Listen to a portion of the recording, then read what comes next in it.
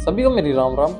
आज की इस वीडियो में हम बात करने वाले हैं महाभारत के प्रारंभ की, जो कि महाभारत का जो शुरुआत थी वो कहाँ से हुई थी। मतलब कि महाभारत का जो फर्स्ट एपिसोड है उसके हम बारे में बात करने वाले हैं, जो कि शुरू होता है राजा भरत से, जो कि एक नेक दिल और एक बहुत ही अच्छे राजा थे और उनकी 9 संतानें थी। जिस समय पर राजा भरत एक युद्ध से वापिस आते हैं विजयी होकर के, वो आकर के अपनी माता की आज्ञा लेकर के गुरुजी के पास जाते हैं और जो गुरुजी थे वो उनके नाना भी थे।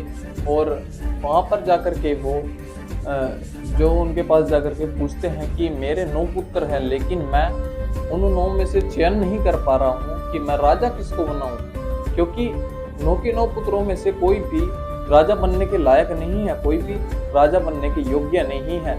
तो उसके बाद गुरुजी ने ये बताया कि जिस राजा ने पूरी की पूरी पृथ्वी को अपना बना लिया हो, अब उसको सिर्फ इस चीज में शंका आ रही है कि उसे राजा कौन बनाना चाहिए।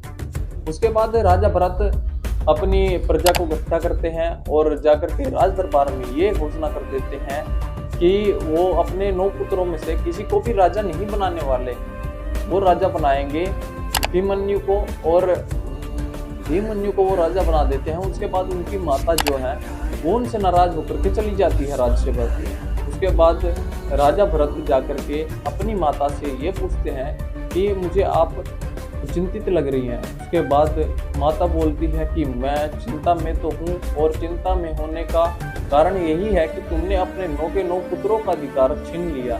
उसके बाद राजा भरत ये बोलते हैं कि मैंने कोई अधिकार नहीं छीना है, मैं एक सिर्फ पिता नहीं हूँ, मैं एक राजा भी हूँ, और मेरी जितनी प्रजा है वो मेरे सारी की सारी मेरा एक परिवार ही है, और मैंने अपने परिवार में से ही किसी को राजा चुना है। मैंने इसमें कोई गलत नहीं किया है।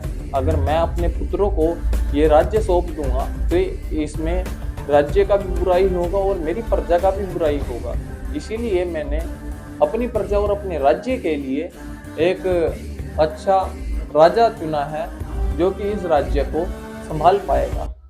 आगे देखने के लिए, हमारा नेक्स्ट पार्ट देखने के लिए हमारे इस चैनल को सब्सक्राइब कर लीजिए। जय श्री राम।